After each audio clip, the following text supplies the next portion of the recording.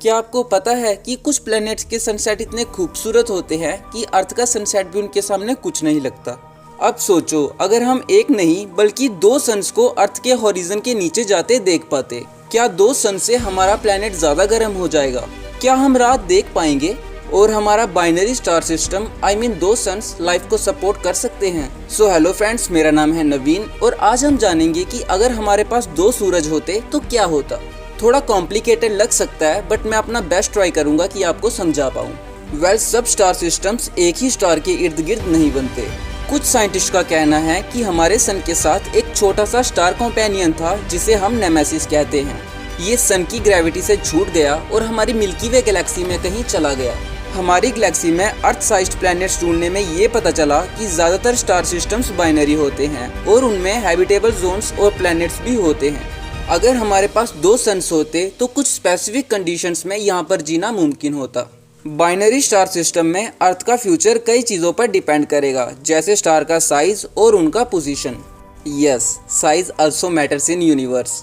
अगर एक सन बड़ा और ब्राइट होता तो उसका ग्रेविटेशनल पुल स्ट्रॉन्ग होता, इसलिए वो अर्थ को अपनी तरफ खींच लेता, जिसकी वजह से हम क्रिस्पी हो जाएंगे और जो उसमें से सोलर फ्लेयर्स निकलेंगी वो हमें फ्राई करके रख देंगी। और अगर इन दोनों स्टार्स का ग्रेविटेशनल पुल वीक होता तो अर्थ बाकी प्लैनेट्स के साथ स्पेस में ही कहीं उड़ जाएगी और एक लोनली प्लैनेट बन जाएगी। चलो मान लेते हैं कि अगर अर्थ का ऑर्बिट स्टेबल होता, बट ये तभी पॉसिबल होता जब अर्थ सिर्फ एक सन के आसपास ऑर्बिट करता।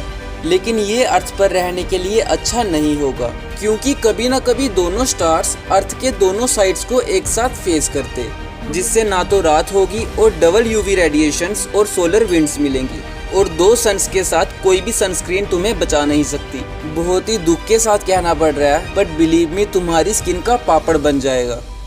अर्थ का ऑर्बिट स्टेबल हो सकता है अगर प्लैनेट दो स्टार्स के इर्द गिर्द घूमे, लेकिन स्टार्स को एक दूसरे के पास होना पड़ेगा और अर्थ का ऑर्बिट थोड़ा दूर होगा। नाउ द क्वेश्चन इज कितनी दूर? शायद हैबिटेबल जोन के बाहर, जहां सन्स की हीट पानी को लिक्विड स्टेट में नहीं रख पाएंगी और लास्ट में प्लैनेट एक फ्रोजन और लाइफलेस पत्थर बन जाएगा। होपलेस फील कर रहे हो? कोई बात नहीं, मेरे लिए आपके पास एक अच्छी खबर भी है। हमारे लिए बेस्ट केस सिनेरियो ये होगा कि अगर हम अपने सूरज की जगह पर उसी के जैसे दो मिलते जुलते स्टार्स रखें, इससे हमारा प्लैनेट इतना गर्म रहेगा कि यहाँ पर लाइफ सस्टेन हो पाए। अब क्योंकि दोनों स्टार्स की टोटल ग्रेविटी बहुत ज़्यादा स्ट्रांग होती, इसलिए अर्थ को अपना पूरा एक सर्कल कंप्लीट करने में 365 डेज की बजाय 280 डेज लगते। और अगर ऐसा होता तो मौसम भी काफ़ी जल्दी बदलते।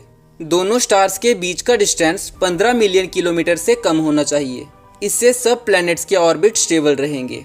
बट चलो हम खुद सेफ रहें और ये मान लें कि अगर दोनों स्टार्स के बीच का डिस्टेंस 5 मिलियन किलोमीटर्स हो, तो इस सिनेरियो में दोनों स्टार्स हर 10 दिन में एक दूसरे का चक्कर काटेंगे।